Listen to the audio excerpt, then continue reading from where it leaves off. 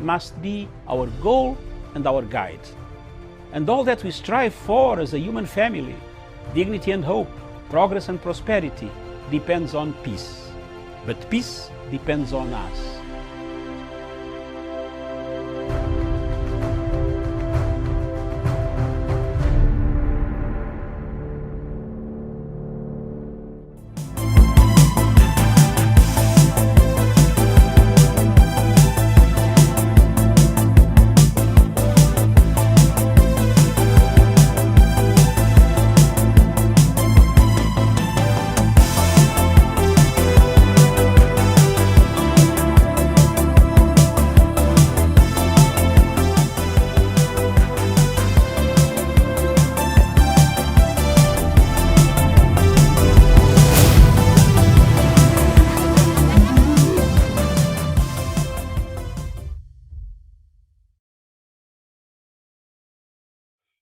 Good afternoon, viewers. Thank you very much for watching Punchline Africa Television broadcasting all the way from the Political Command Center of Africa. Thank you very much. Pan-Africanism starts here. Pan-Africanism ends somewhere else. Thank you very much. Good afternoon, Miriam. Good afternoon in Nairobi. Idoka, very good afternoon to you. Good afternoon to the panelists, and indeed good afternoon, good morning, good evening to our viewers wherever they're watching us across the continent and across the globe this day. Thank you very much. You look fantastic. You must have gone to church this morning. Thank you very much. I prayed for you. I hope you did pray for me. Thank you. Across again in Nairobi, this is Sean Daniel Wesonga. Good afternoon. You look smart, man. On a Sunday, how was the church service? Yes, thank you so much, Dr. Masanga David, and good afternoon, good morning, good evening from where you are from this afternoon. And of course, good afternoon to our Kenyan viewers, good afternoon to our African viewers, and those who are viewing us across the globe. And it is my pleasure to be on the conversation this afternoon. Thank you very much, viewers. Thank you very much. Across again in Narok, south of a few 120 miles away from us here is none other than Samuel Tawish Ole Sasana, the man in Narok, himself in Narok, near Mara Reserve, Mara Reserve, which is one of the biggest 7 wonders of the world, where animals come to Kenya for breeding, return the babylets down to Tanzania. Isn't it strange that Kenyans work as a breeding ground and you have no animals that you take? Sawish, tell us from what is happening in Narok. Very well, thank you so much, Dr. David Masanga from the Political Command Center. Good afternoon to my colleague, panelist, Miriam Ogutu, Sean Daniel Wesonga, as well as all our viewers watching this program in Africa and the rest of the world. Indeed, it's my great pleasure to join you on Africa Showdown this afternoon. But again, just like Dr. Masanga said, we all know, and I hope even the panelists will appreciate and acknowledge that, of course, Narok and Masai Mara specifically is, of course, a tourism destination, one which, of course, maybe some of us must endeavor to go and have some time there in Masai Mara. Much appreciations to you, Dr. Masanga. Thank you. Thank you very much across the globe. Those watching us, you can join us on telephone number +254 795 638 145. Call in, tell us, or join us on Zoom by telling us your name, your location, who you are, then join our Zoom. So even if you don't tell us your name, just show your face on our Zoom and we shall allow you to come in. On Zoom number 399-535-8320. That is the meeting point, the entry code, the password, 503-670. You are in and we are settled. Don't hide your identity. We won't allow you. You could be a terrorist. In Somalia. Miriam, this afternoon, the show, Africa Showdown, we have 3 specific topics. The first 30 minutes, we shall spend it. We have already destroyed 29 minutes. But the first 30 minutes, we shall spend it on Kenya. The murky waters of Kenyan election, the bumpy road ahead, the tidings movement. There is a saying that goes, the deep, you can't, the ship does not run only when there is a wave. The ship runs when there is a deep waters. Wesonga, are we together there? Can you run a ship on waves? The huge waves don't show.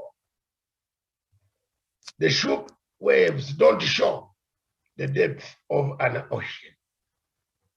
Is it true? Very much true, Dr. Masanga David. Yes, thank you very much. There we are. It is here. Yes, again, you tell me who wants to run a ship with too many waves when the water is not deep? Is it Musalia? Is it Kalonzo? Is it Ruto? Is it Raila Amolo Odinga? Is it? I think so far those are the only candidates. Who are those who want to run a ship without deep waters?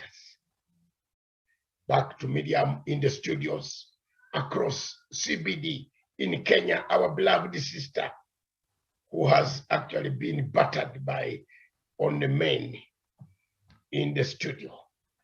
But thank you very much for standing against 5 men, at times 6 men, until Sharon comes in the morning. We have a problem. Thank you very much. Take us through the Kenyan papers, and quickly we sweep through the areas. We go to the hitting points. I told you that I will spark a debate on the continent of Africa. I think I've sparked it. Most of you have read my letter. You see, when we come to Ethiopia, has it misbehaved?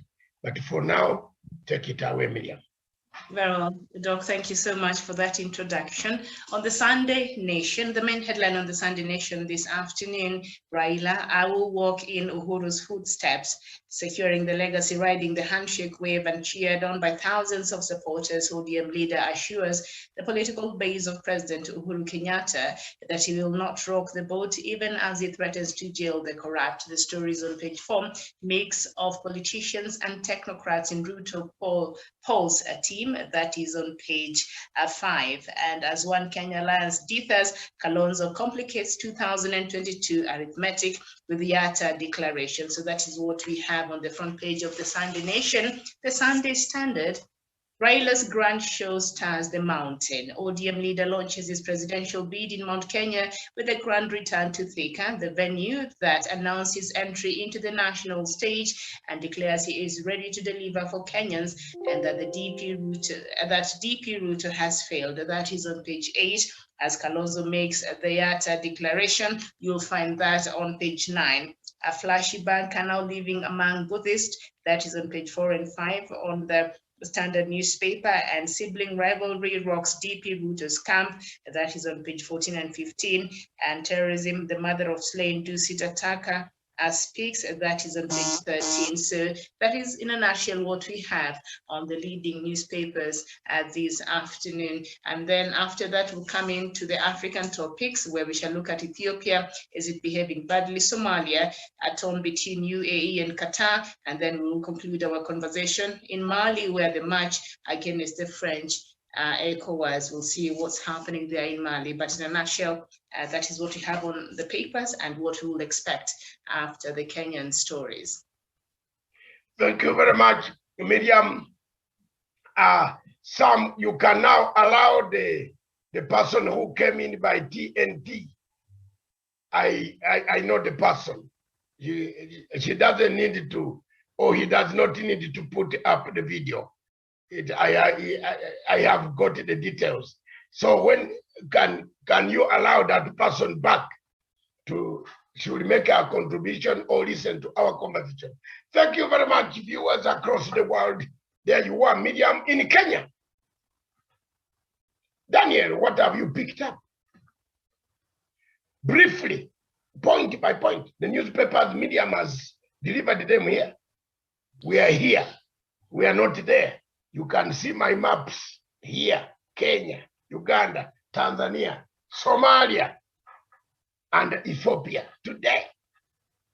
Yes, I'll be very of whatever I picked from the newspapers. And first of all, I'll start from here in home in Kenya, where Raila Odinga had a triumphant entry into Thika yesterday. And the promise there is that he's going to continue with the legacy of President Uhuru Kenyatta. And one thing that came out for me during yesterday's rally is Raila Odinga agreed and affirmed, like so many Kenyans have been doing, that President Uhuru Kenyatta has really delivered, that every corner of this country, wherever you go, you find a new road, you find a new infrastructural project coming up in every corner of Kenya. So I believe that is very good for Kenya. It's going to actually raise our economic incentive. Another topic perhaps which I've picked, maybe shall come later, about Mali, but I just want to say that Africans are actually waking up to the French hegemony and the French conmanship that has been happening over time. And I really, really want to pass my regards to our people from Mali who are doing the demonstration out there and who are watching us this morning. We shall come to that later. We are on Kenya, please. Miriam will guide you. We are on Kenya now. Stick to Kenya. Mali, we are going to hammer very well. But what picked up for you yesterday's rallies in Thika and Kalonzo Musyoka? What is your position? Wesonga, what's your position on Kalonzo Musyoka? I think whatever Kalonzo Musyoka was giving Kenyans yesterday is not something new, and I'll base it as hearsay because Kalonzo Musyoka's strength actually rests on one Kenya lands. But when you look at also the region, we still have these three governors who have been a headache to Kalonzo Musyoka: Charity Kaluki Ngilu, Kivutha Kibwana, and Alfred Mutua. All those pulling in the different direction with Kalonzo Musyoka, and they're likely to go to Azimio la Umoja coalition. So to me, I think Kalonzo Musyoka was just trying to revitalize his salt, which I believe he does not have at the moment, and also owing to the fact that Musalia Mudavadi boycotted the previous OCA meeting in Naivasha. I believe those are just threats that are coming from Kalonzo Musyoka. And if whatever Kivutha Kibwana said the other day is anything to go by, then I believe he has the slimmest chances to even becoming the third in this particular election if he has to go all the way to the ballot. Because Kivutha says that Kenyans are not going to vote for people who are looking for a runoff. They are going to vote for people who are sure to win the election. And Kalonzo Musyoka is not any one of them. So to me, I think he should stop wasting time. He should join the president and his brother in Azimio la Umoja so that he does not miss out in the next government, Dr. Masanga. I submit. Thank you very much. Tawish, let's come to you. What did you pick up? Kalonzo Musyoka, a snake comes before the show starts. A big snake appears. Miriam, a big snake appears. Tawish seems to have gone off. What do you think of bad omen in Africa? A big snake appears from nowhere, chases people. And this is the snake that actually tempted Eve to touch the fruits. What's going on? I don't know about the snake, but I think I'll speak on the Kalonzo. I don't know if that snake appeared in the ATA meeting. Yes, yes. Oh, okay. The big snake chased the people, and the people threw both tea, food, running away until they had to beat it. Well, you know, Doc, that is in the village, so the possibility of having snakes around is high there. So I don't want to read too much in, but I know the African culture and how we look at things. Sometimes, we can look at things differently. But let me just speak on that Yatta declaration. Of course, Kalonzo went and received the blessings of the Canberra elders, and we see he was being prayed on. Perhaps to me, that was a sign that even with the retreat that the One Kenya Alliance has been having in Naivasha and all these other meetings they've been having, it has not been able to bear fruit. So perhaps this is a sign that things are not working well in One Kenya Alliance. And this thing they keep telling us, taking us around, that, we should be waiting for the alliance to announce a presidential flag bearer by the end of this month. They've said that last year several times. They missed the date, and now they've said again by the end of this month. Personally, I don't see that happening. So they should stop fooling around, fooling with their supporters, and just say, you know what, perhaps we thought we had a good idea to come together and form an alliance for whatever purpose, but it's not working, because Kalonzo coming out and declaring himself and saying he will be on the presidential ballot, that to me was a sign things are not working well at the One Kenya Alliance. And then you throw in Malala, who after that declaration came out to condemn whatever was taking place in Yatta, because he was saying if Musalia Mudavadi is not given the flag bearership, that ticket in One Kenya Alliance, then very well Musalia Mudavadi will not stay in that alliance. That tells you things are not well in the One Kenya Alliance. And with that Azimio, grand show that happened yesterday in Thika, of course, the chief guest there being opposition leader Raila Odinga. For me as a Kenyan, I think I'm very happy and very proud of the progress we've made as a people, because we all know that 10 years ago, Raila could not go to Thika and have that kind of a rally without heckling, without ugliness breaking out, but he was able to go out there, speak to the people.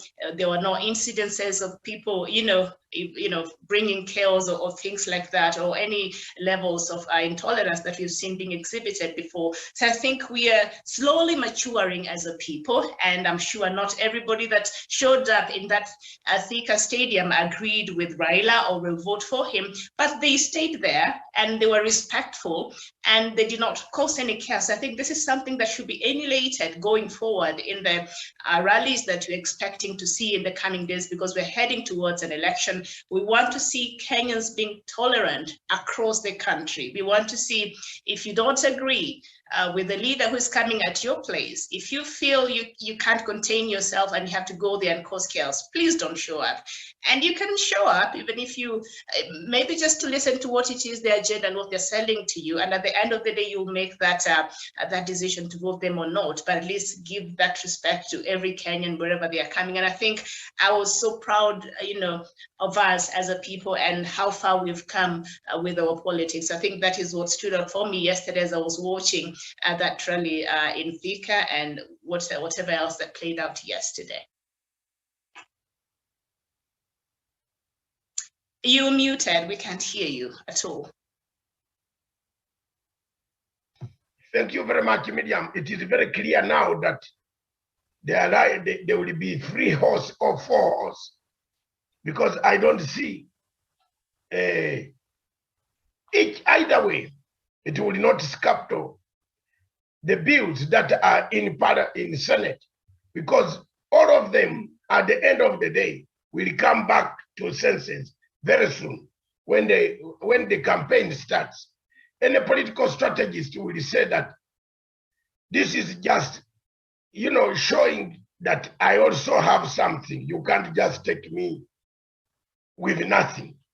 So when you are going to seduce a beautiful girl in a village across in Umofia clan, what you usually do is to wear the best suit, the best shirt, the best trouser, the best shoes. And then the girl also, I don't know whether people have asked why girls also.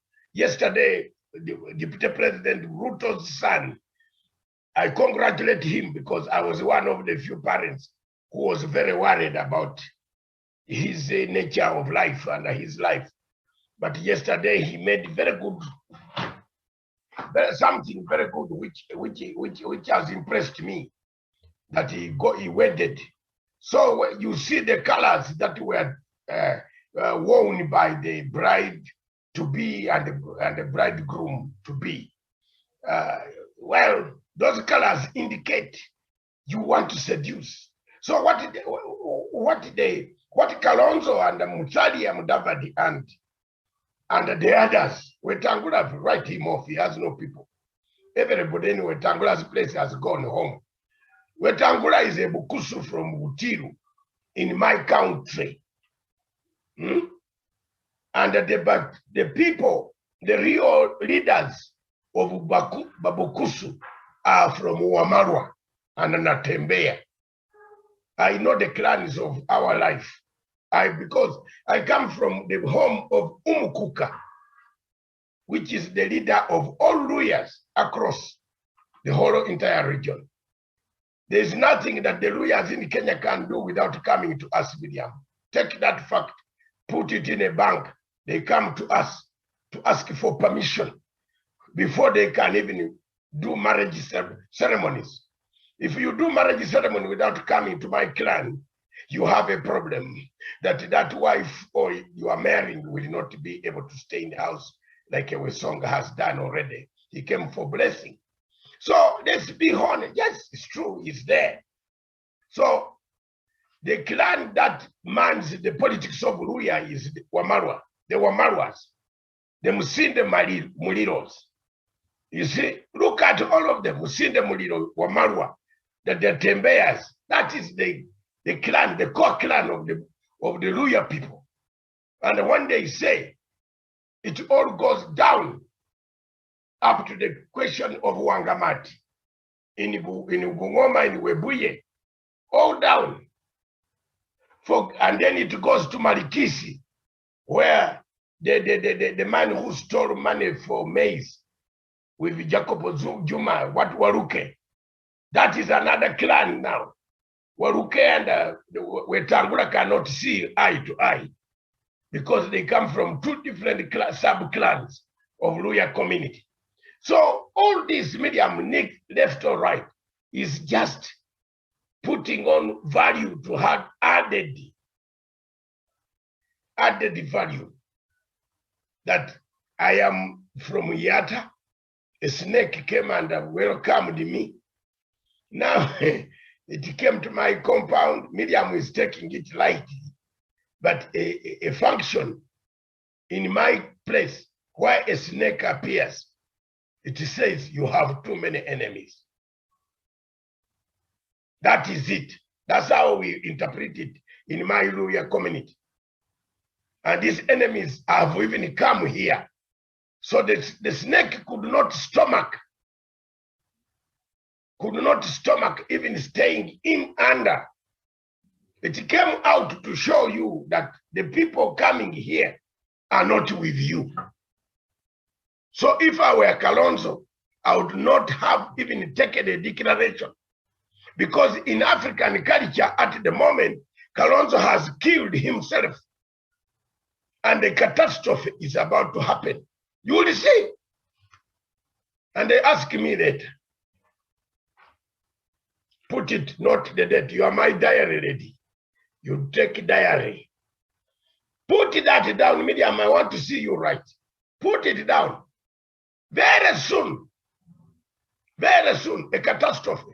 A snake does not just jump out of the hole unless there's something wrong just chasing it. And whatever was chasing Kalonzo's campaign is very dangerous. It means he's telling lies. The snake is warning you that don't do that. A catastrophe is about to befall. Hallelujah. Don't say, I am not from the prophet, but I'm not even, I am Mungu wa Kibiro. Yes, I talk, I see far. I can see. These guys are just posturing for money. They want to be bought. They want to be told, I will give you 100 million, 200 million, please keep quiet. 1 billion, give me the votes. But where are the votes? Those buying these guys should see like Mudavadi has no votes. Even if Mudavadi joins Ruto 1 million times, Mudavadi cannot win a seat of a deep chairmanship in Vihiga.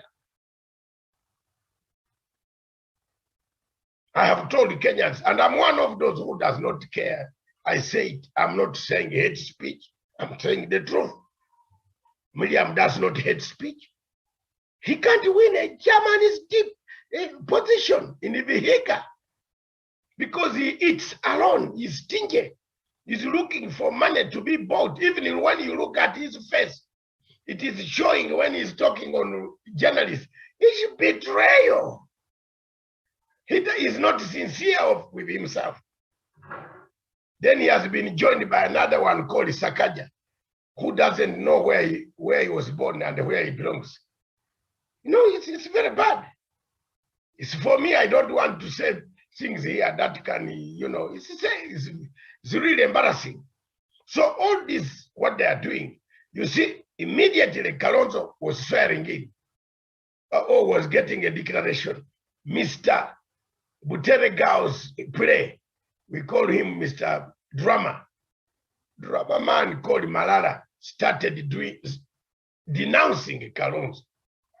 So there was no collision. Okay. Anyway, this was just made for people to be given 50 million, 300 million, 200 million, collecting them in boxes. You're not going to enrich their wives and the children, while some of us who are doing even heavy work have nothing to take home. You know, this is not politics. This is very dangerous. And the President Uhuru Kenyatta, from now onwards, if I were President Uhuru Kenyatta, I would not engage this guy to come near me. Let them have the fire. Mr. President, watch our wachomwe. Let them come to you. Let them not to belittle. You see, we defend the legacy of President Uhuru Kenyatta. And for me to see the president being bashed by someone saying, we got the invitation, but we are very busy. It is a demeanor to the president. It's very bad for the president. Your Excellency, don't invite these guys. They don't invite people like Kibwana. Invite people like Ngiru. Invite people like Mutua. Invite people like Ruto of Bomet who wants to get out. And join them to Raila. We shall get the vote. Raila will win. There are people who don't want to stay in that boat. Don't waste time with people like Embas. The man of Embas is another confused academic. His own academic, he's my friend, but he's very narrow-minded academic. Kiraitu is an Harvard man, but I don't know, he got these degrees from Harvard for what? He doesn't make decision. He doesn't make decision. One day he's saying Raila is very good. A man, me, you know, I don't know why people don't stay like Matanga. I've stuck to my ground. If President Uhuru Kenyatta finishes his term in July, in August, September, that's it. But I will not jump and say, because we are weak or we have been demonized, I support Ruto. Never. Never. In fact, Ruto is going to start crying tears on 15th of February. Tears. I hope he has collected enough handkerchiefs. Thank you. Miriam, back to you. So that in a nutshell, the posturing is for money. They want to be bought, highest bidder. There is nothing. Yes, Kalonzo, you talk. He's a good man. His hair is well done. He spends the hair doing that. He doesn't even kill snakes in his compound. You know, these are the things, you know. A bad omen. Something bad is about to happen. Miriam, believe me or not, you will see. And then you will ask me. A snake does not leave the hole where it is, unless there's something dangerous chasing him. If I were Kalonzo, I'll look for Ukambani medicine men to come and slaughter some blood to drop in the compound. Thank you. All right, well, thank you. I don't know if Sonla would like to add something before we still have a few minutes before we get into the rest of the stories across Africa. Okay, thank you so much, Miriam. And I think I ride on the same boat with Dr. Masanga on this one. And of course, we cannot deny the fact that we are Africans. And these are some of the bad omens that are actually encapsulated in the African history and culture.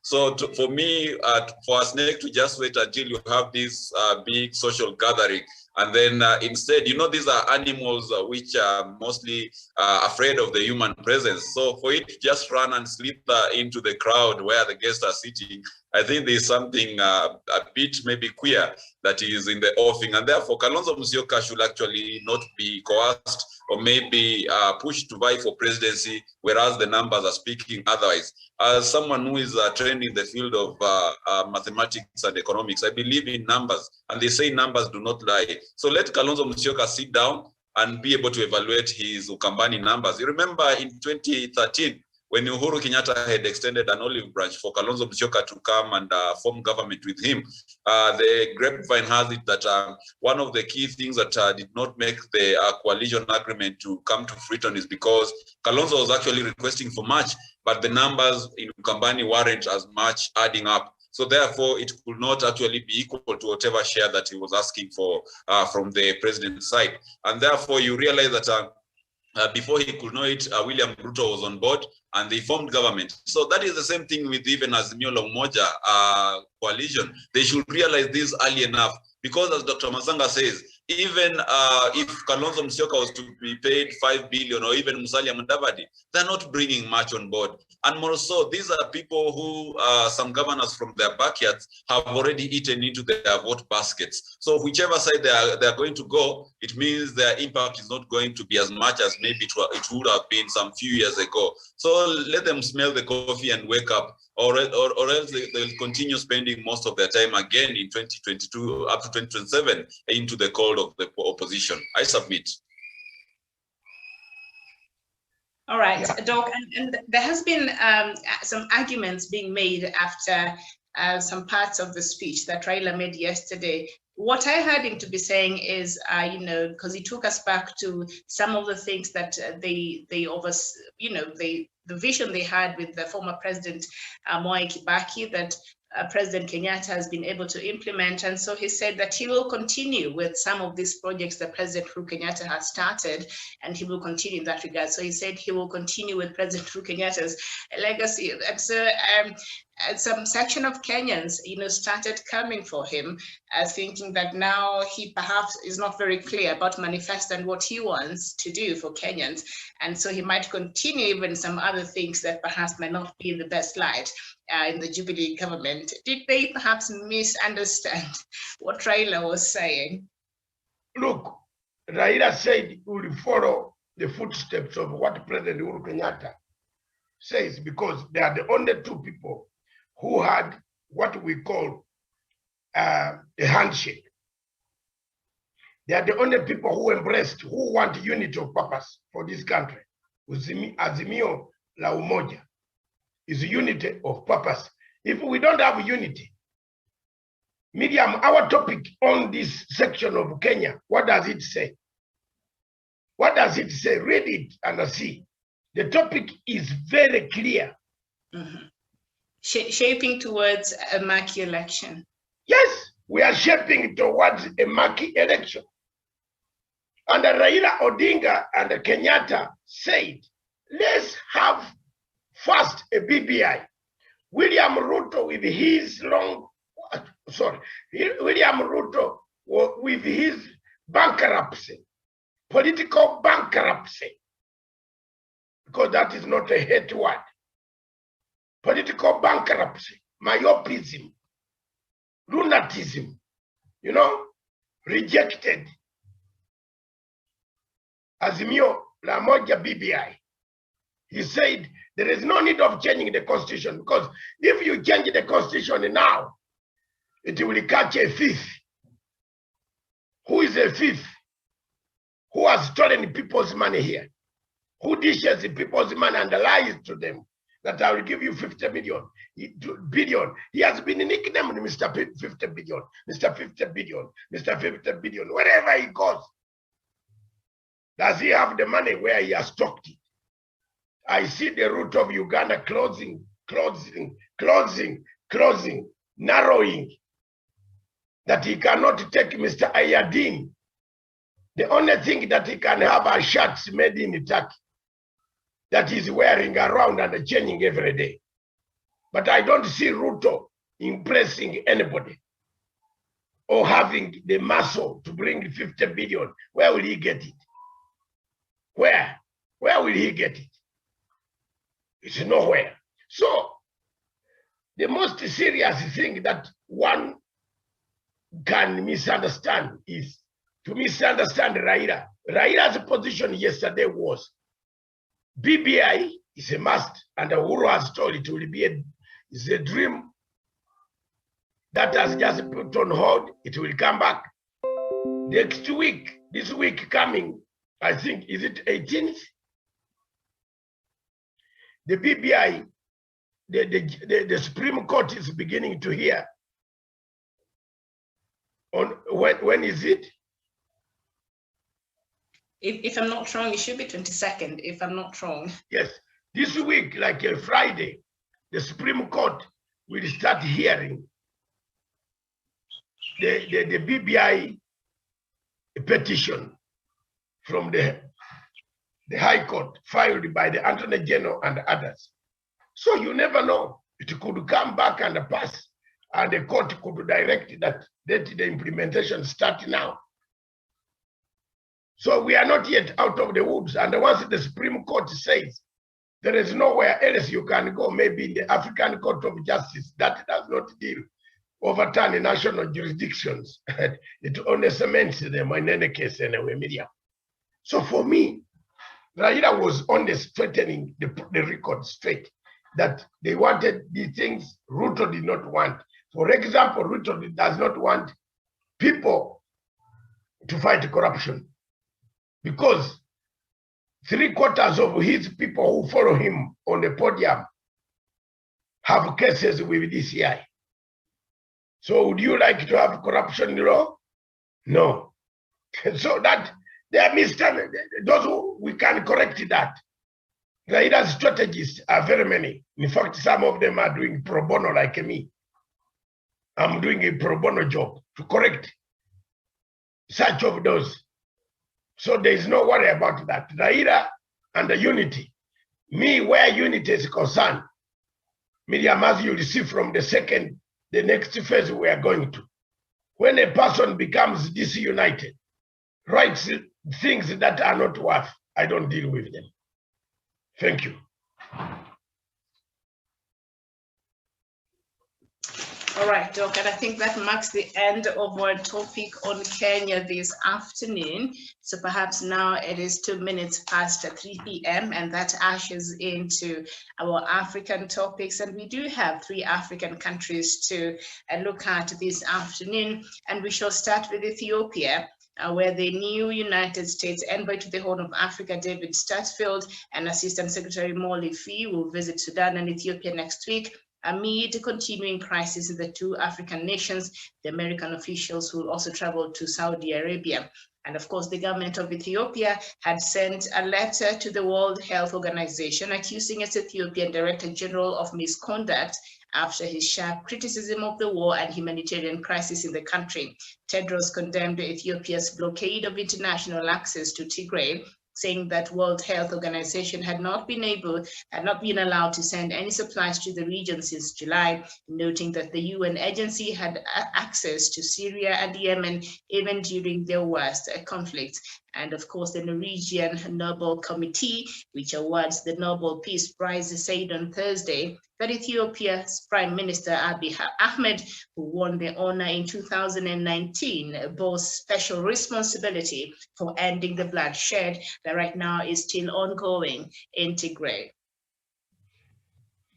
Thank you very much. And I am one of the few people, Miriam, thank you very much for bringing that topic of Ethiopia.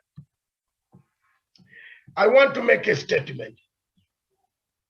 One of the the dangerous things that the Ethiopian government has done so far.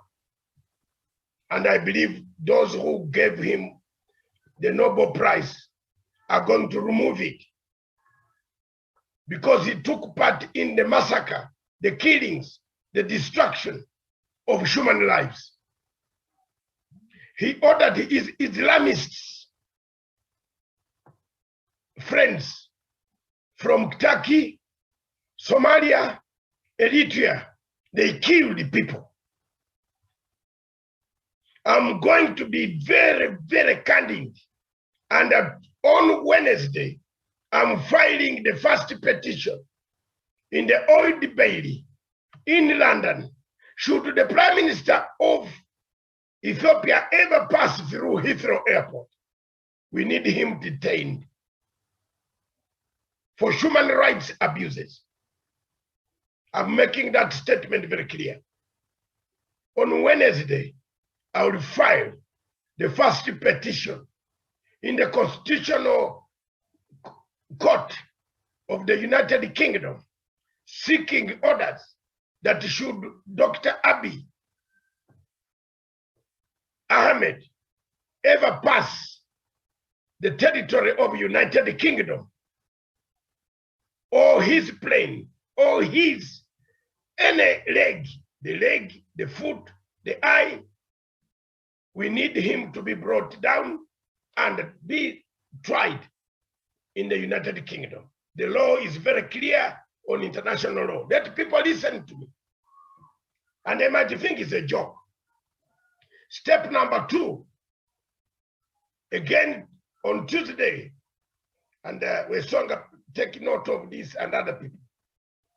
On Tuesday, I'm writing to the owners of Nobel Prize, the Nobel Prize, those who give the Nobel Prize, who gave him the Nobel Prize, seeking the Nobel Prize to be removed and withdrawn from Dr. Abiy Ahmed. He is an Islamist person looking to kill people. I have reasons and I want to write. I don't care whether they have friendship with who or who. I'm not bothered. I'm speaking my mind. If this can annoy people, fine, I'm sorry. You can have good relationship, but you cannot go on doing the things that are being done an African. There is no African, even if I am here and I want to tell you the truth, I stand as an element of the first sign. I have never called for sanctions against President Museveni. I don't like Museveni. He knows we don't like each other on politics, not on anything. But I cannot tell people in the West to put sanctions on President Museveni. Or I cannot cut any Ugandan who is going to get a job in international community and write a letter of that nature. The letter that the Prime Minister of Ethiopia wrote to WHO must be condemned by Africans, must be condemned by all heads of state. Whether if they don't want to condemn, let's meet in court. We want him to join any conference, any meeting that will be in the United Kingdom. We shall arrest him. There are some of these African leaders who now must be told they will be arrested by international law. That when you have committed crimes, like the crimes that the Prime Minister of Ethiopia committed against the people of Tigray, whom he continues to kill by calling Turkey an Islamic state that kills people, that sponsors terrorism on the African continent, to come and kill more people in Tigray. Someone has to stand on Dr. Abiy Ahmed, and I've stood. I am okay. I am not. If he has English, I have English. What English did he read, which I did not read? What English? Is a stupid young man who is destroying one of the countries in Africa, which had a very good GDP. You can't write such a letter, Miriam. As a result of his letter, you have seen this morning, he has come back on his Twitter to plead with African leaders to come.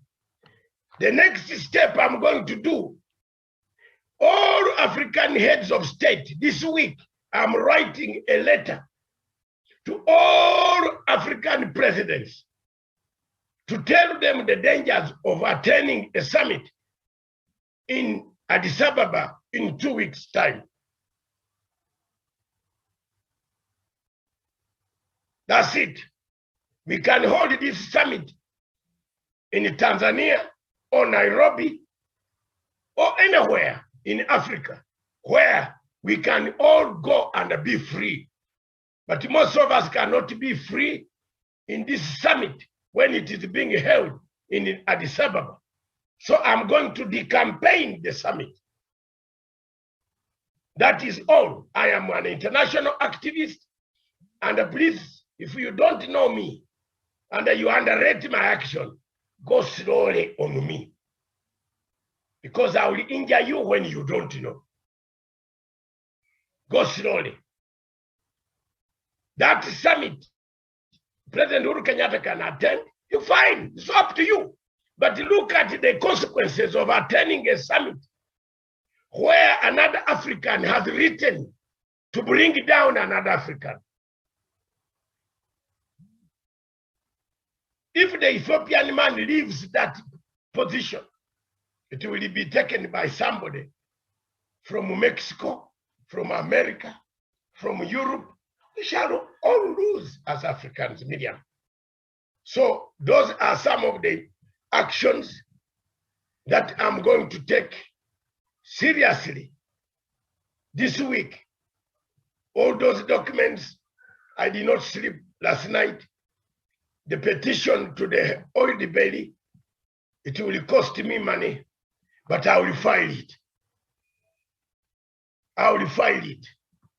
Some people, those who don't want to help me, God will help me. But I will file. I will file the first petition in the oil belly, seeking for accountability of the losses of the people of Tigray. Because they have lost human beings, they have lost resources, and the Prime Minister is not remorseful. He is a Nobel Prize winner. Why did we rush to give an Islamist terrorist? He's an Islamist terrorist. I'm sorry. His father is Muslim, but he's a Christian. I am not worried.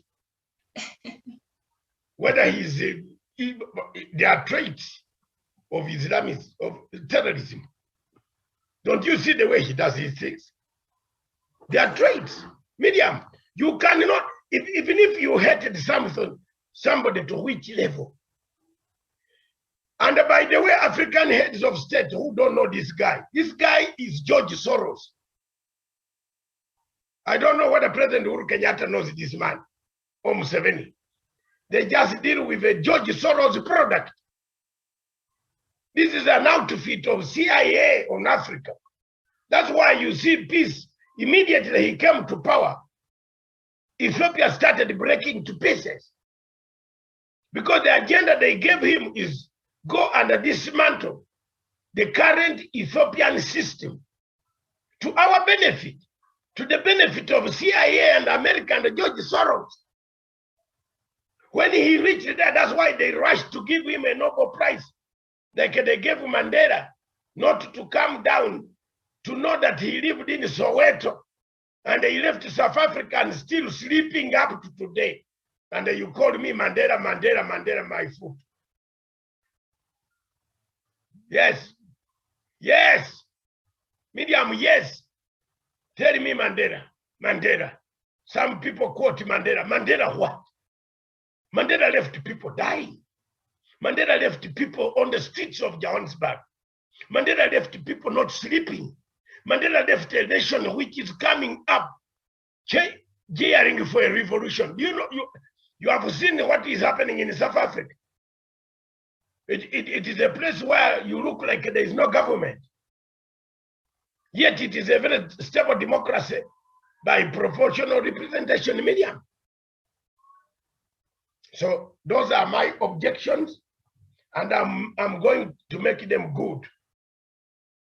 This week, the heads of state are going to go to Addis Ababa for a summit. We shall see who is going there. Yes. Mugabe died. Mugabe, look, Africa needs leaders like Mugabe. Mugabe died. But Mugabe has left people with exporting flowers, including Chamisa is exporting flowers to Britain from a farm. But an African leader who comes and sings poems and poetry and tells us that this is the long walk to freedom. What did he leave South Africa? What? If you come to the point of Ethiopia, there was no war before the two prime ministers. After the fall of Mengistu Haile Mariam, there was no war. Why was the Tigray not fighting? Why? The man came with wrong policies. He destroyed he locked up all opposition leaders who he actually killed Tigrayans in the capital city. They are the most progressive with those buildings you see. Most of the 3/4 of Ethiopia is Tigray. The capital city is Tigray. I know the history very well. So why do you chase people who have built who have their capital and the money and the resources, and then you come, you bring in Turkey, which is empty, with Turkey's stupid shacks? That Turkey is my new friend. Turkey has brought a problem on the continent of Africa. Turkey is funding Ruto to destroy this government of Republic of Kenya. And we are watching. People here are watching. When you talk about it, people don't want to talk about it because they fear Ruto.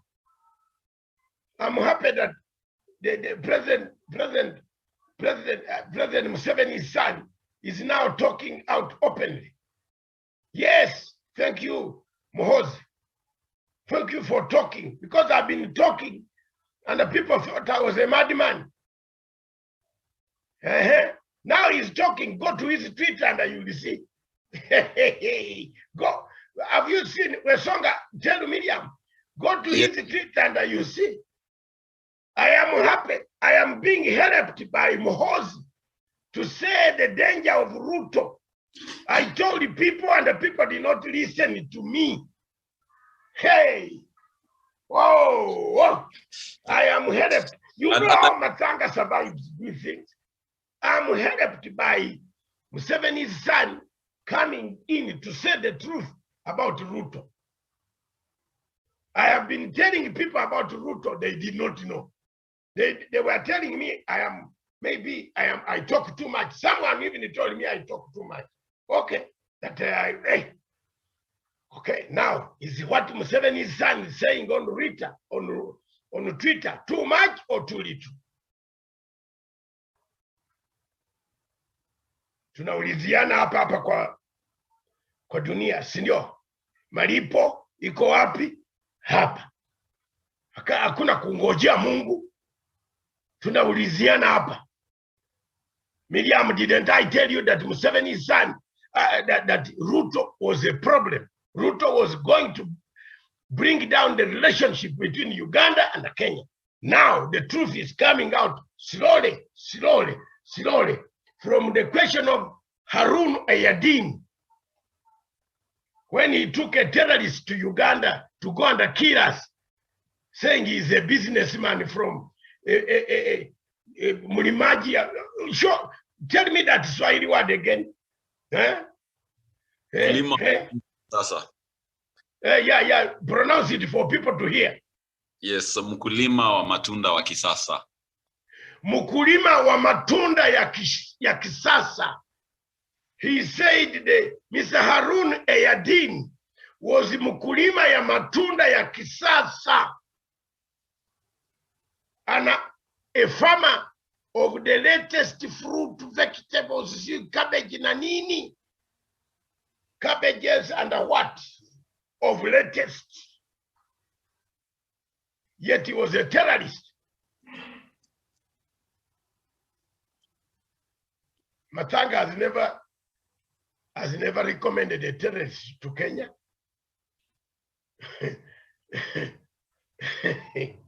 So the truth is coming out. Slowly, everybody is learning, even Museveni himself is learning a lot about Ruto. He didn't know. So your Ruto here, whether you, I told you, let him collect several handkerchiefs. Ebitambala bingi, asture ebitambala bingi byokukaba. Aja kukaba. Ruto, if you hear Luganda, I'm telling you. Oja kukaba nyo na mai. Wewe kuba ku bintu bya Uganda tobisobola. Oja kukabira ddala walaya mu. You didn't know. Now it is not me. The guy is on Twitter. And I'm just quoting what he has said. Because I've been shouting here for more than 6 years that there is someone destroying the relationship between Uganda and Kenya. Now it has been found out, not me, from themselves. So there you are. The Prime Minister of Ethiopia is a dangerous man for Africa. He's a dangerous man for a Nobel Prize winner. He's a dangerous man for British citizens. Therefore, flying in Britain, like a Paul Biya of Cameroon, whom I put a caveat, cannot fly to Britain. I'm going to stop Prime Minister Abiy Ahmed never to step in London. Thank you. And Ruto should watch my steps. Okay, very well. So Daniel, that letter that Prime Minister of Ethiopia Abiy Ahmed wrote to World Health Organization, of course, Dr. Tedros Adhanom Ghebreyesus, he was speaking in his official position as the Director General of World Health Organization. And what he said was he is concerned because there are some medical supplies that the World Health Organization has given to be given to that part of to Ethiopia and to the rest of Ethiopia, but that is meant to go to Tigray is not getting there, and people there are in dire need of this medical supply. So and he said that even in the worst situation we've seen in war-torn countries like Yemen and Syria, as bad as things were and still are in these countries, at least some of these supplies and some of this help and aid was able to reach the people. And so he brought up that concern over what the government of Ethiopia is doing. Why do you think Abiy Ahmed has a right to feel this was a personal attack to him as the Prime Minister and to his leadership in that country? Well, these are just the facts that Dr. Tedros was bringing up on what is happening in Tigray. Thank you so much, Miriam. And of course, I'll go by what Dr. Masanga has said. And of course, he's an expert in this. He has been in Ethiopia for so many years. He has worked and has been an acquaintance with Dr. Tedros Adhanom for quite a long time. And I believe the only grievance that Dr. Ahmed Ali has against Dr. Tedros is because he's a Tigrayan. And just because of that, and because of the recent war between the Tigrayans and the national government, the federal government of Ethiopia, that is what is making him so to feel so disgruntled about those particular sentiments. But he has to be taught and to understand that the position Dr. Tedros holds at the World Health Organization makes him to be a global employee, not just maybe an Ethiopian or maybe someone who is concerned about the petty politics of whatever is happening in Ethiopia.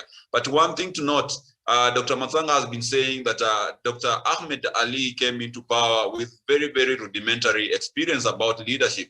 And whichever forces that brought him into power are the same forces that have been propelling leaders into Africa, including Malawi, where we have President Chakwera and all that. So these are people who are more concerned about bringing weak leaders into leadership, leaders who will only be obliged to surface their interests as Western powers and all that. And Dr. Masanga went ahead to talk about this Nobel Peace Prize. To me, I believe it's a kind of immunization that African leaders are given to prevent them from going against the interests of the white people. You remember the late Robert Mugabe, when he was immediately after independence, when he was a bit quite not tight on the European about the land that they owe to the people of Zimbabwe. He was even knighted by the Queen of England. But what happened when the moment he started talking about the whites returning the lands to the official owners, who are the black people of Zimbabwe, he was actually, the award was actually revoked from him. Look at Nelson Mandela. Dr. Masanga David has talked about people in Zimbabwe having land to export fruits and flowers to the Western world, like Chamisa. In South Africa, we do not have such.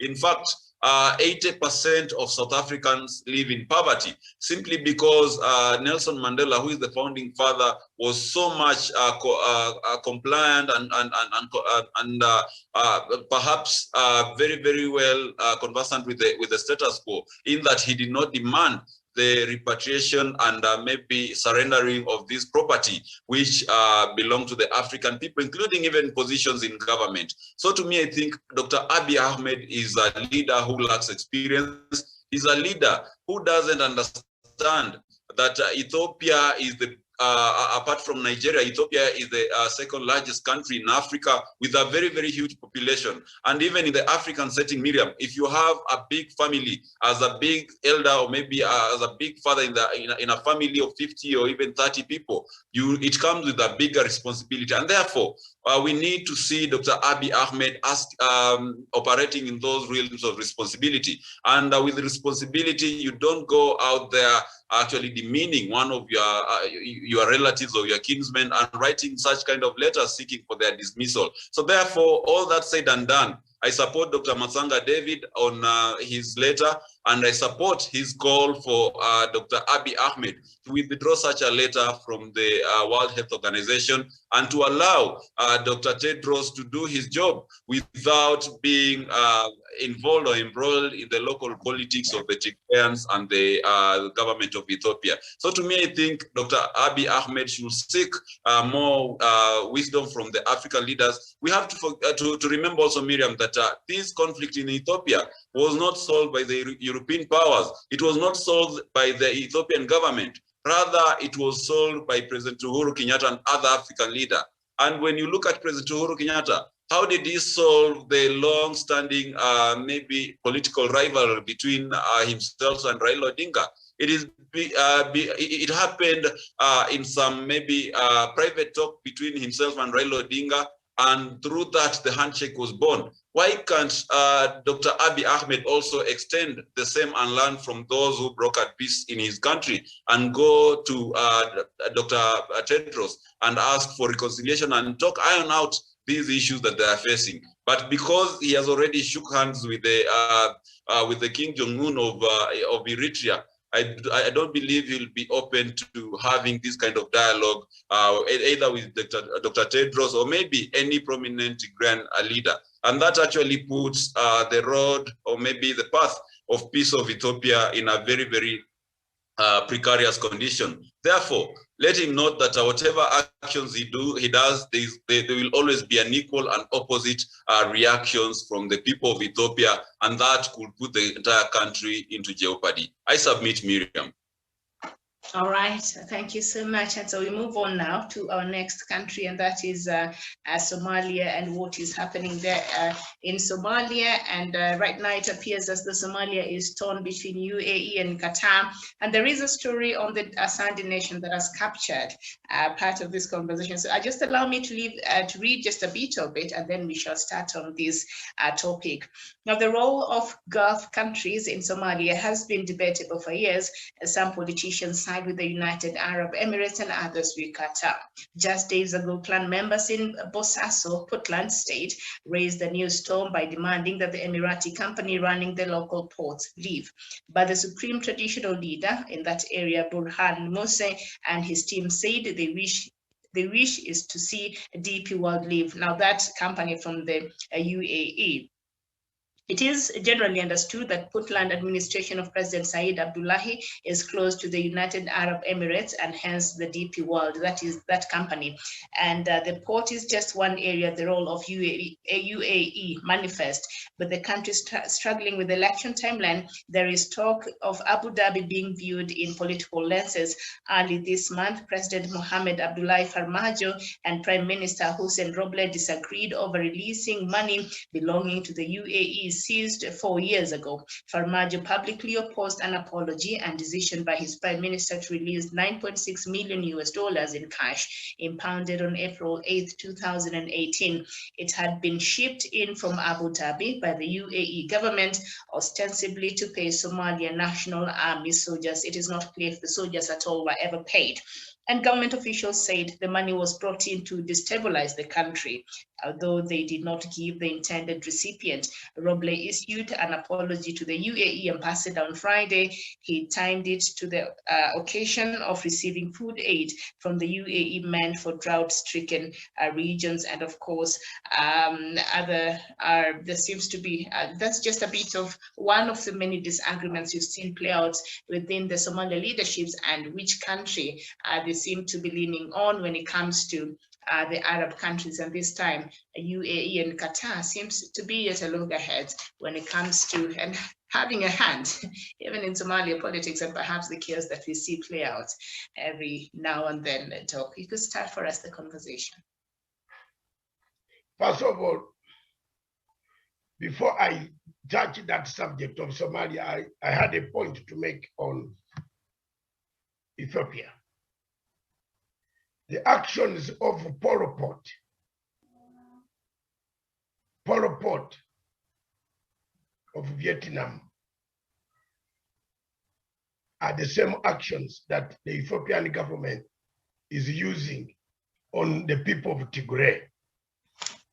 Those who know what Pol Pot did in Vietnam, Vietnam,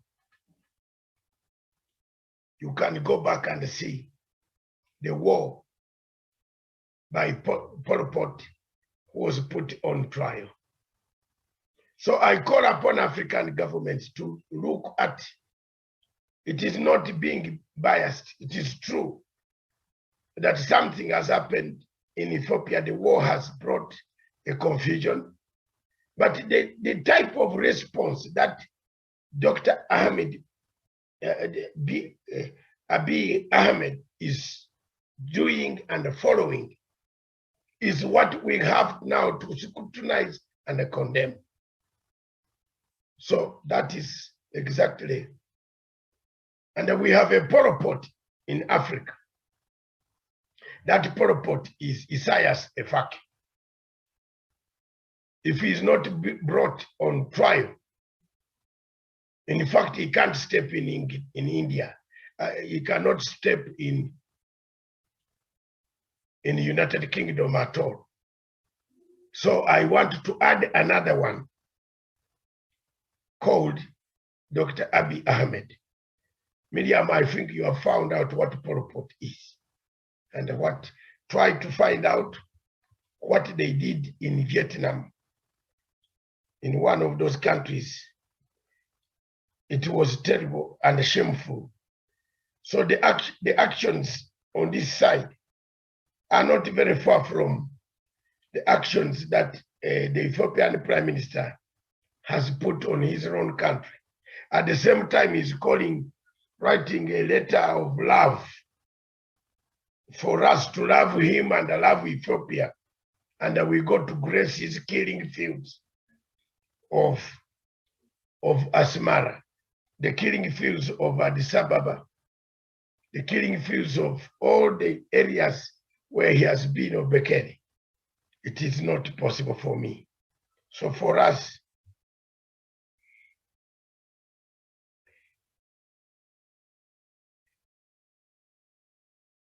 for us, Miriam, it's not Vietnam, it's Cambodia. I'm sorry. The state is Cambodia.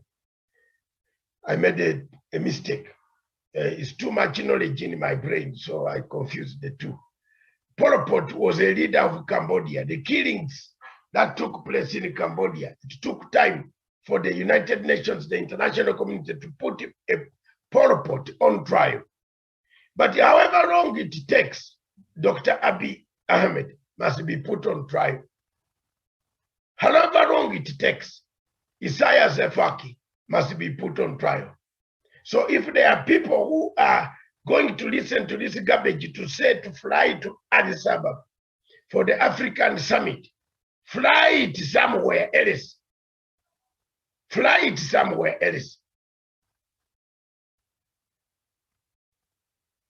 First of all, there is a controversy of the African Union unilaterally taking decision. South Africa and other countries should lead a boycott of this place called Addis Ababa. Let's go to other capitals where we can speak freely. With this COVID situation, let's boycott the conference physically and take part in the conference virtually by telling the Prime Minister of Ethiopia to change his behavior from a worst Pol Pot of Africa to an African normal man. No African normal man can write such a letter to an opponent. I submit. Coming to the question of Somalia and the United Arab Emirates, Miriam, I have been on record, and you will agree with me, and I've been telling you every time, then whenever we sit, I told you don't ask me these things. I told you they will happen. Didn't I tell you that those two countries will bring a big war in this region? There you are now. There you are. The fight in Ethiopia, the fight in Somalia is a very clear fight between United Arab Emirates and Qatar. The supremacy war that we see in Mogadishu is as a result of those two countries. One has pumped in money, one has trained the intelligence system. The intelligence officers, most of the people who are on the side of Farmajo are trained by Qatar and paid by Qatar and money. So the Middle East has carried its money war and its terrorist acts silently and brought them on the African continent. If we are not careful, we neighbors, we people who have troops, Uganda has troops, Kenya has troops, we shall have a problem in that region. And therefore, it is very clear that the war in Mogadishu can only end if the UN stands up and reprimands some of these two countries, the countries that are fueling the chaos in Somalia. Somali people want peace, surely. Why should we? Why are we suffering? Why are they suffering? They want peace. These ordinary Somali people want peace.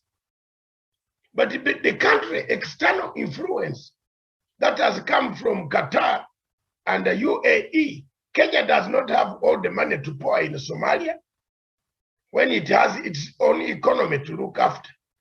But the countries that have excess money, that have made money out of the misery of their own people, who has ever heard of United Arab Emirates holding an election? Have you ever heard of an election in UAE? Have you ever heard of an election in Qatar? And Miriam tells me that we fly there for football. If you mention the name against Sheikh, the emir of Qatar, we might not come back, you and me, when we go for that football session. I like football, but I cannot fly to Qatar, to Doha. Maybe you'll go alone, but don't make sure that you don't criticize the emir. because your visa could be cut short and be told to return to Kenya. So these are countries that have made excessive money, huge money, instead of investing them in projects, that roads. Have you seen Qatar? Show me one road Qatar is building here. Show me. No, show me. They come and they use our airport. But are they helping us to build an airport? Show me one country, one project Qatar is doing in Kenya, which is flourishing. I would rather die with China, because China has changed in Nairobi. The Nairobi that used to be with bumps and potholes into a Nairobi that is a flight 10 minutes. 10 minutes. We are going to die on that platform up there, cars rolling down, meeting you while you are seated down. People are going to drink from one hotel to the other and then drive and hit the bumps and go down. Because China has brought a road that was never there.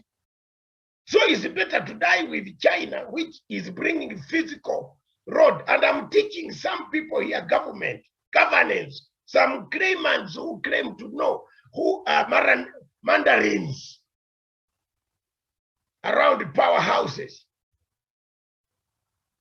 I would rather take China and become a friend of China than to become a friend of UAE. It doesn't give us any, it gives us councils and long parties in a hotel.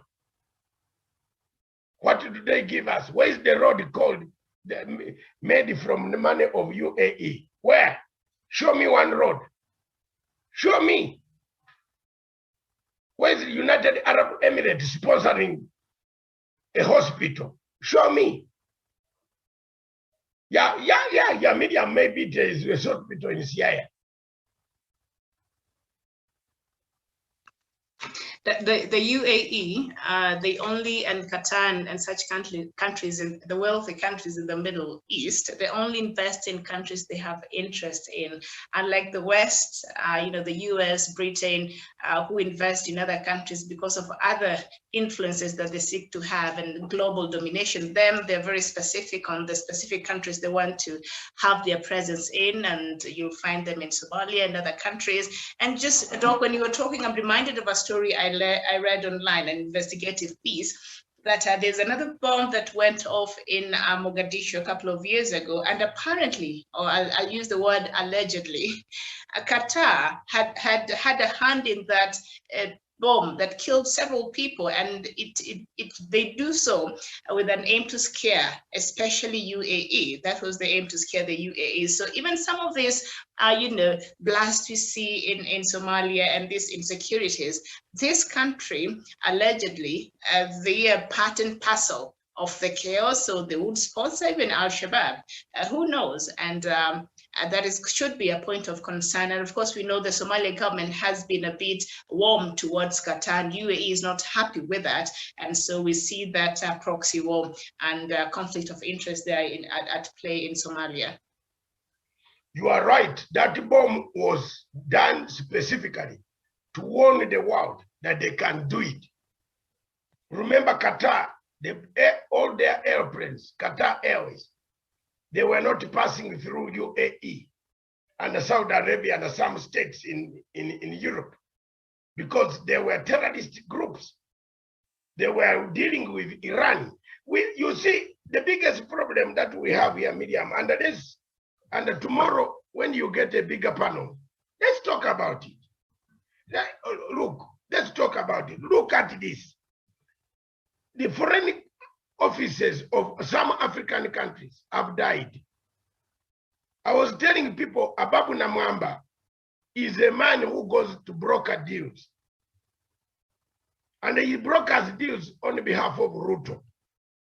Everywhere where Ababu Namwamba is sent on a mission, he either brings fake arms or goes to meet Ruto's daughter in the embassy and have some other affairs. Then they bring here a man purportedly the two Wazungu to sell arms. Namwamba was aware. with Akesa. Don't forget that Namwamba and the Akesa come from the same place. Funyula and Namwamba comes from Wesonga and very near Mr. Wekesa. They are always hanging out together. Mumias and Funyula. Yes, whenever you find Akesha at night, you find Namwamba. And I was telling people here on this TV that the Minister of Foreign Affairs, they should take out Mr. Namwamba. They did not listen. Now see where Namwamba. See what happened in Sudan. What was he doing in South Sudan? You could send Namwamba in South Sudan and he goes to do deals, broker deals by bringing generals here to Ruto. They make money with Ruto and the government loses out. Nobody was listening to me. I am Paul, a Gentile, preaching to the Jews. Now today, look at what has happened there, Miriam. Qatar, we warm them here. We give them everything. Even our women, they are very good at seducing black ladies. Kenyans here. I always find it, bump into them in hotels. Our beautiful, the women are gone. They enjoy diplomatic immunity. Turkey, Qatar, UAE, but they are new people because they made money. They are new colonizers. They are not even good colonizers. The Bazungu white people from Britain were good colonizers. They came with projects. They left us English. The Qatar are not leaving us with Arabic. They are not even teaching us Arabic. They are teaching us how to radicalize our children.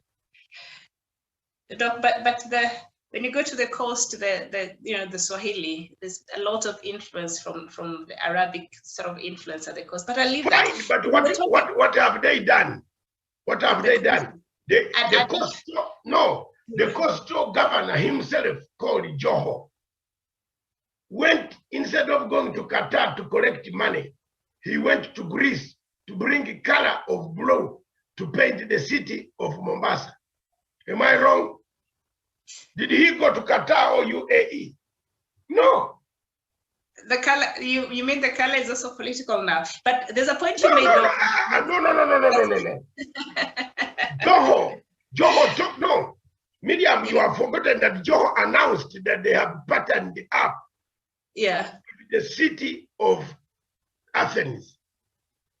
And the people in Mombasa painted the whole city.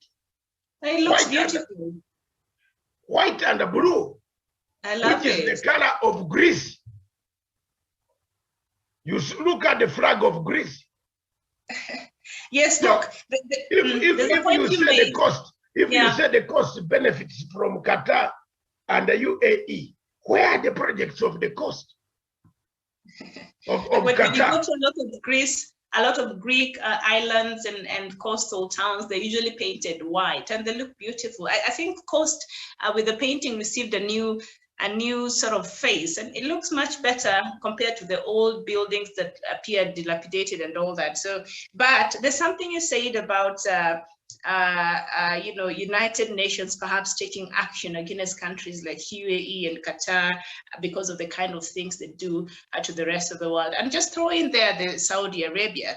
But the reason why the United Nations cannot take action against these countries is because they are the biggest contributors to the United Nations when it comes to the monies that is needed to run these organizations. So they get to do they get to carry atrocities. Look at what Saudi Arabia has done in Yemen. You would never hear even it being sanctioned from the United Nations. Forget, yes. Miriam, I agree with you. Forget only Yemen.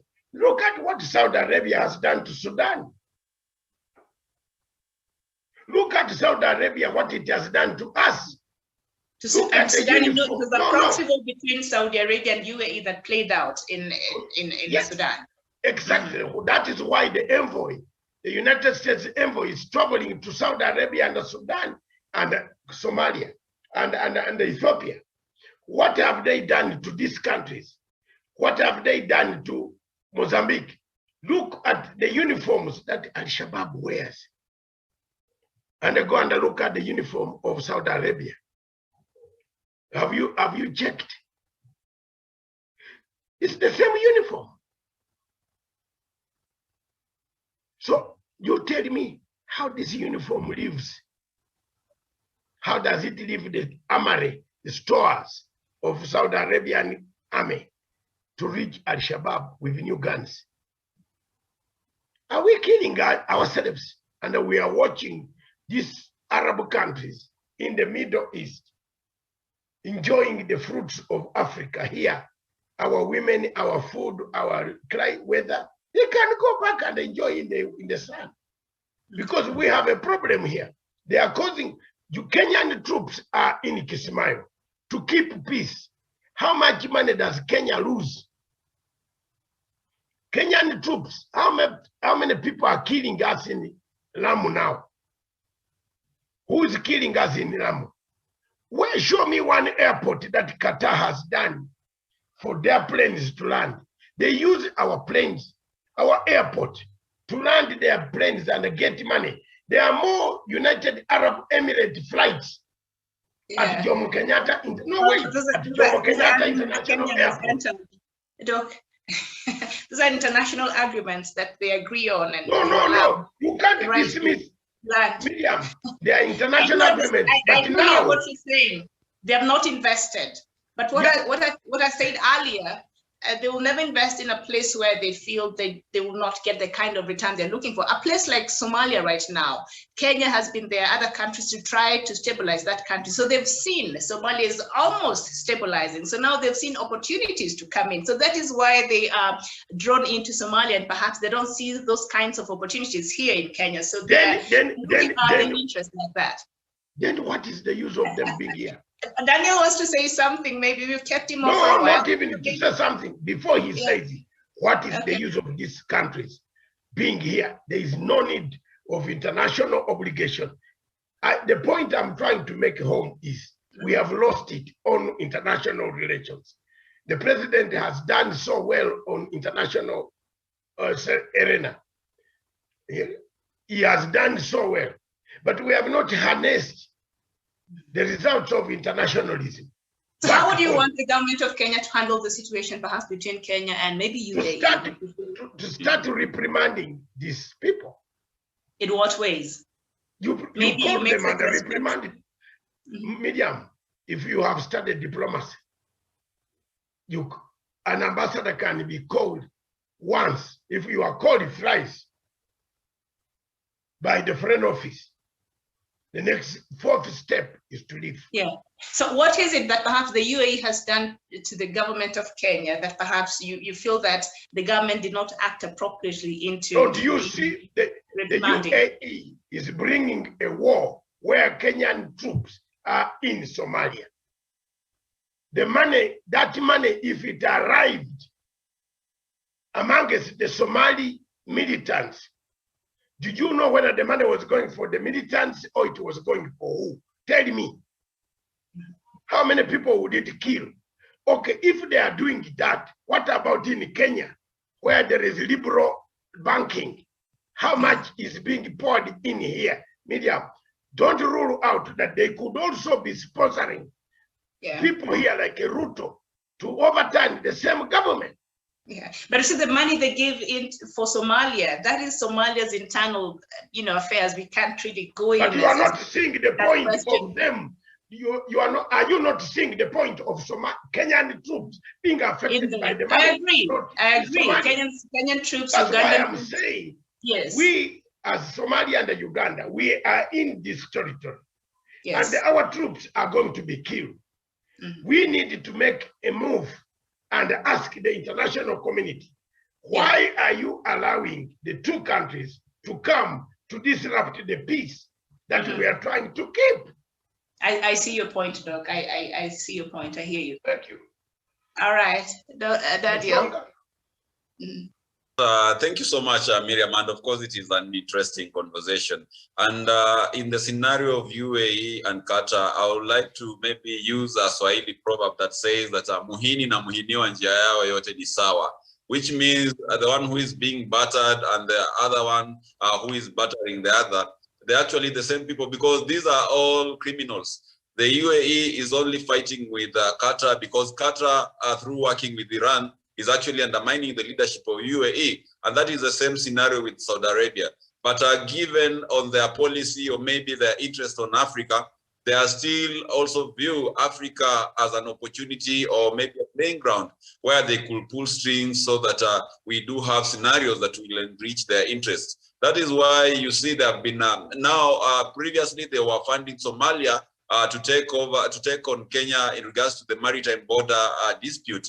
And right now, because now Qatar is also fighting UAE, now they are funding either side of the Somalia government to fight the either side. So to me, I think these are criminals who have been caught to fight among themselves. And like they say in English, there is no honor among thieves. And that is why you are seeing them fighting. So I'll side with Dr. Masanga that in that these both sides of the argument, these people have all been caught in indecent acts with the African continent, in that the money that they have been funding to the Somali government in one way or another has been having a negative impact on the security situation in the region. When UAE actually funds the Somali government, these are government that has been going in bed with Al-Shabaab.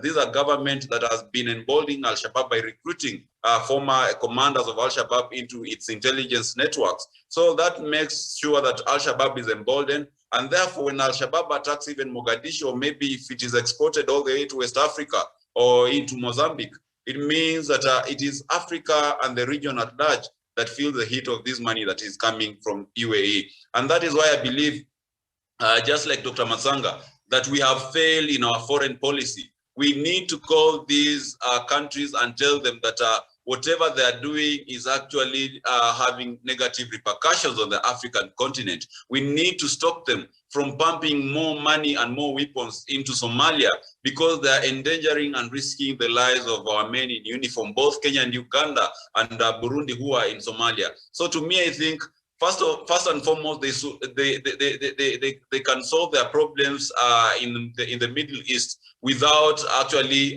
solving them in the Somalian soil, or maybe trying to infringe and infiltrate the African continent. So to me, let them solve their problems in the Arab soil, not to bring them to Somalia and therefore bringing the security risk that they are currently maybe posing in Somalia. Because right now, the Prime Minister is being funded by the other side.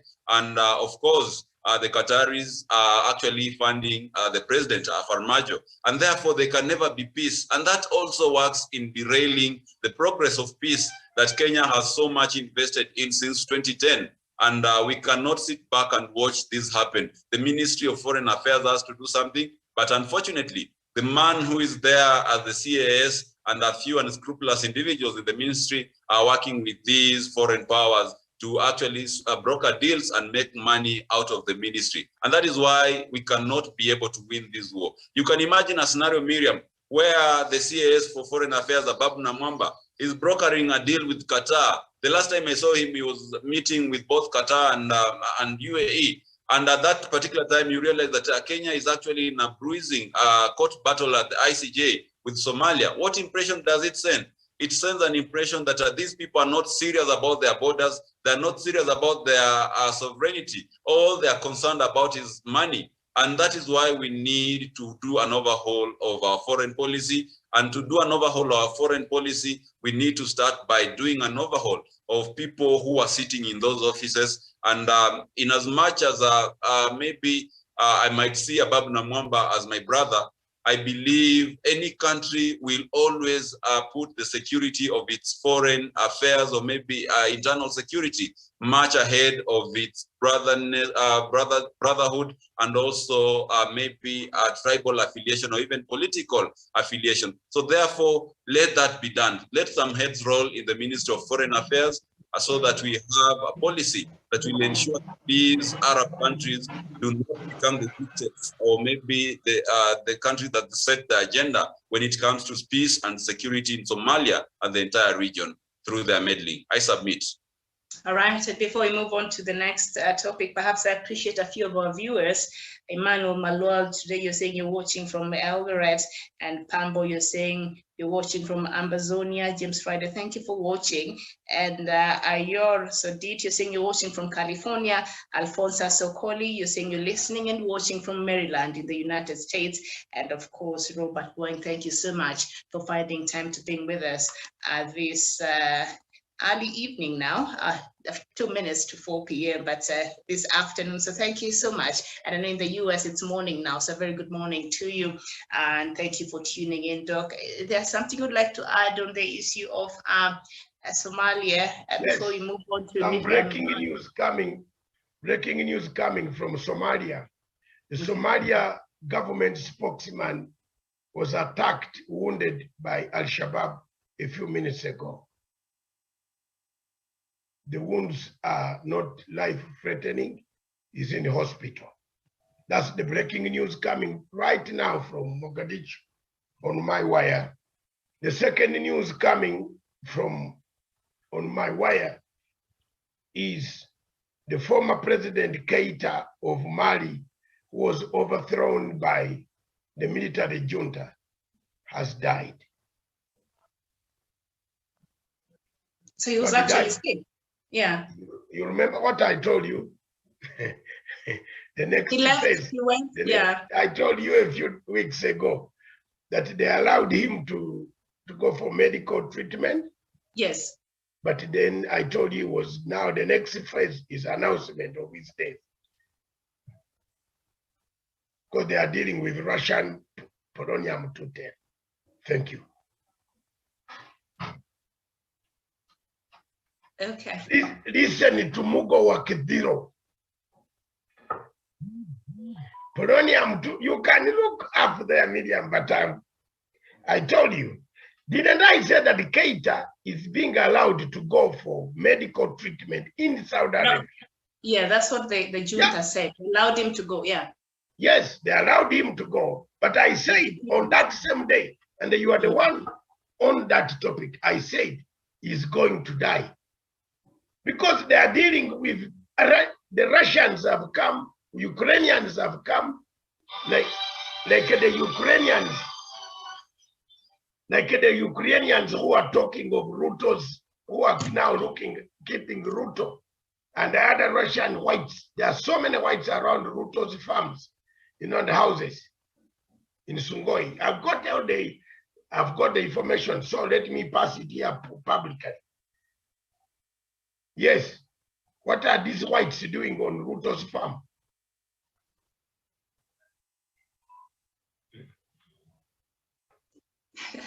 Maybe they're modern day fruit farmers, I don't know. The same problem is the influence of Saudi Arabia in Nigeria. Talking of Nigeria, from on 18th, we are going to be live from Abuja, the capital city of Nigeria, where we shall be bringing live the trial of Mr. Nnamdi Kanu. So tune on that from 11 o'clock, 11 o'clock East African Standard Time, which is 9 o'clock Nigerian time. We shall be tuned live, and there will be a correspondent live, and we shall be discussing the merits and the merits of the case. So all Nigerians and the Biafrans who are on this platform, tell your friends that that's what we shall do. Then, Miriam, Mali, for an unfortunate incident. But Mali is the first country telling France we are going. They have cut off relationship with the ECOWAS. The French airplanes are threatening the capital city, overflying the country without permission. So Mali is under siege. It needs help. So if there's a country that is going to quit and refuse France, second to Senghor of Senegal, this will be the country called Mali. The junta there a few weeks ago asked for 5 years 5 years to reorganize their government and their politics. Miriam, don't you think 5 years is good enough, given that African politics is always very murky, like the one in Kenya, where you are preparing a war instead of elections? Back to you. I've opened up the topic. Okay. So we will be looking at our last topic, and that is of Mali. And of course, a doctor has started us there off with the breaking news. The former president, Ibrahim Boubacar Keïta, has passed on. I don't know if we send our condolences to the friends, to the family of the former president of Mali. So now the latest for Mali itself, other than the death, is that the junta in Mali is finding a little room for maneuver and frustrate the transition to civilian rule after Africa's representatives at the United Nations Security Council endorsed sanctions by ECOWAS, the regional bloc. The countries include Kenya, Ghana, and Gabon. The three non-permanent members to the council joined a growing list of nations and organizations endorsing sanctions on Mali by ECOWAS. The junta, banned by neighbors for a constitutional takeover of power in 2020 and 2021, was supposed to signal a plan for resumption of civilian rule. ECOWAS said lack of that means that the country will not trade with neighbors. Its borders will be shut and flights burned. Tens of thousands of Malians condemning ECOWAS went to the streets in support of the army on Friday. And of course, the Standard also has captured the same story, and they're saying thousands have joined in a government-sponsored rally in Mali's capital in protest of new regional economic sanctions and growing pressure from former colonial master France, and after Mali's military ruler pushed back promised elections by 4 years. So they're saying those protests were actually government-sponsored. They were sponsored by the military junta to try to put pressure on ECOWAS and the sanctions, of course, and we know that France was the first country to support the United Nations to support those sanctions by ECOWAS. So my question, perhaps before Doc comes in, Daniel Wasonga, there are clear laid out rules when you join these regional blocks. You do have clear laid out rules here in EAC, in IGAD, and other these regional blocks. So if you have violated, obviously you should be removed from that list. So why is Mali now, upset that ECOWAS has slapped it with these sanctions? Yes, thank you, Miriam. And it is not the military junta that is upset by these sanctions that have been put there by the ECOWAS and also most of the Western powers. It is the people of Mali. Remember, Miriam, when any entity puts sanctions on a nation, it is the people, the local folks, who actually suffer the wrath of these sanctions, the implications that come with the sanctions. If today, when we're talking about maybe Zimbabwe, with the sanctions that have been put there by the European Union or the US, it is the people of Zimbabwe who suffer these sanctions most.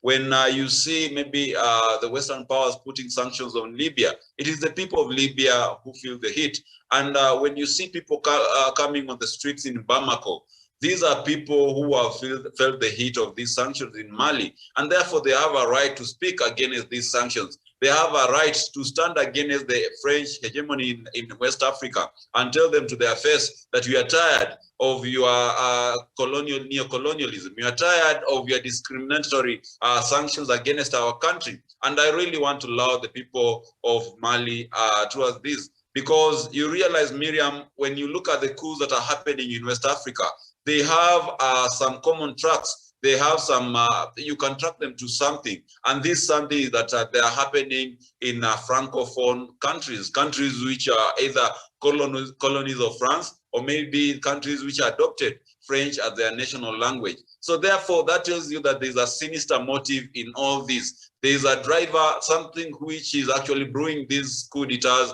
and actually making these countries to be unstable, and that is France. And why would France be interested in making sure that these countries are unstable? It is because France is actually interested in the minerals of these countries. We have Total Oil actually operating in these countries.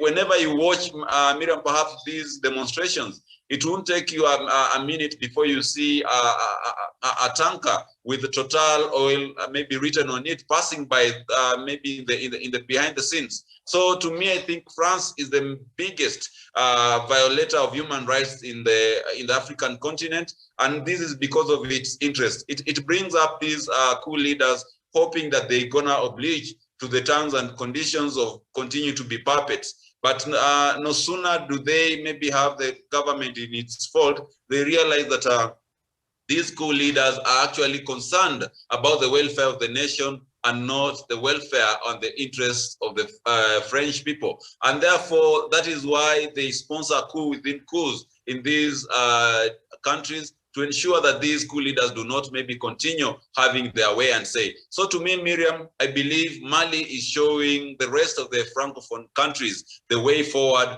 by refusing to be imposed on this French hegemony. And when you look at it historically, look at a country like Rwanda. Rwanda is the only Francophone country that has survived coup d'etat since it is the ascendance of Paul Kagame. And the reason being that they changed their national language from French to English. But its neighbor Burundi, just before the death of Pierre Nkurunziza, we had an attempted coup, all spearheaded by the French government and intelligence. So to me, I think the problem we have in West Africa and more so the Francophone African countries, it is the French intelligence and the French government through these self-sponsored coup d'etats. And therefore, whenever these maybe interests are not met, they are even ready to sponsor a coup inside the coup so that they are able ultimately to have their way. But we should not allow them to do so. We should go to the streets and tell the French that we are not going to go by your script. Rather, we want to go by our script because we are the owners and the sovereign states of these countries. So to me, I think the people of Mali are on the right path, and they should tell off the French, and they should tell off also the puppets who sit in ECOWAS, who want to do things their way at the detriment of the people of Mali. I submit. All right, Doc, and it's perhaps important to note that Chad as well, the transition after the death of its president, David, who is son, Muhammad, which was unconstitutional. That happened, and it was never sanctioned by African Union, and it was never sanctioned by ECOWAS. So the double standards here that I keep pointing out at are quite a display, Doc. Go ahead and for us. Miriam, that's exactly what kills Africa. And that's why this week on Africa is African Union Day. Face the fire. And I don't know why you missed that topic that night. Try to join in if you are available. Very, very, the fact that Pierre Lumumba and other people brought on there. That is a weekly topic. It's very interesting. You can find, our viewers will find that the French territory, 3/4 of all the territories in Africa are under war. President is dying in Saudi Arabia or in Paris, or he has occupied the territory, or Paul Biya. You saw Paul Biya came with the wife with the hair of 1 million in the stadium. You know, the football is going on. I glimpsed somewhere on Al Jazeera. When I saw them using that football, I switched off and then went to another one again, the same football. But who is sponsoring the football? We had a topic here which ended up in tears. Actually, the power cut us off, but it was going to be very deadly. Because who is sponsoring our football? How many companies in Africa that cannot sponsor football? That the man in Nigeria himself is called, the man in Nigeria is called Dangote. You find Mr. Dangote giving advice to CNN. But there are so many Nigerian television stations, and yet the people buying the people buying the products are not Americans. Tell me whether Dangote products, cement is bought in America. But he is advertising on CNN, giving income to CNN. because he has got the money. I don't know what is mentality people who have money have. That's why you find this funny disease coming here, because people had money. Then they went and opened a laboratory in Wuhan. You see, the whole world is disturbed. We finish phase 1, another phase is on the way. Now there is another one coming. Now another one is saying if you take Zeneca, with Zeneca, that is now you have neutralized the whole thing. So look at that. We still have that problem. And these African countries, the French will never leave them, because once France leaves them, or they go away from France, France will collapse. Because apart from what is in France, what you see in France, apart from wine, what else do they have? They don't have minerals. Have you seen the minerals in Britain? Britain has no diamonds. Does Britain have diamonds? Does France have diamonds? No. Their platforms in the Europe, the land and the soil terrain has never allowed the minerals. I have not seen a mining, a gold mining area in France. I've never heard of it. Have you ever heard of it? You are studying international relations at the moment. Is there any gold mine there? No. So they get these things from Africa. Then go and they use the same things, come back. In fact, what the French do is Ruto. It's like a Ruto. Ruto gets money from you people. He goes to NIHF, puts there a general manager who is a Kalenjin, and the general manager takes the money, eats it, and then you share with Ruto. Then Ruto comes around and say, I have money, you wait. When I come to power, I'll give you 50 billion. This is very small, eat it. You know? That's what we are doing here. So here, I think the African Union is a problem.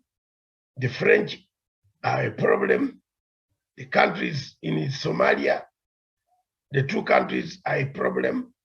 There's a third country which watches and talks to both of them and funds all of them. You see, you saw the picture of Somali gunboats, showing you that this could happen to our gunboats soon. You know, the Kenya Marines must be on alert. We are being attacked in Lamu. We don't know who is sponsoring the attacks. And yet you hear that millions of dollars was being pumped in and intercepted in a port in Somalia. It's very painful. So thank you very much, viewers. That is it. Back to you, Miriam, to finish up the show. All right, indeed. It has been a very interesting conversation, and that is where we end our show this afternoon. I want to thank Samuel Tawish, who left us a bit earlier in the conversation, and Daniel Basonga, thank you so much for finding time to be with us this afternoon, and of course, Dr.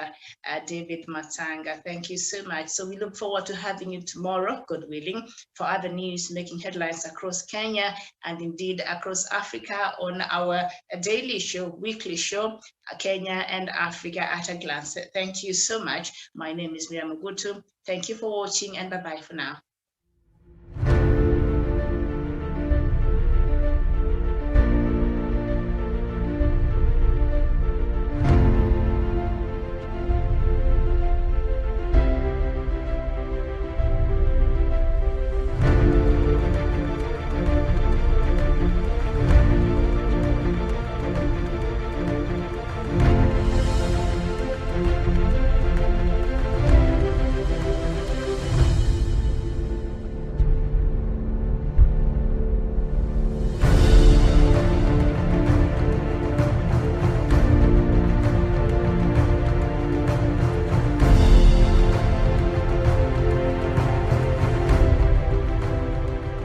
Peace must be our goal and our guide.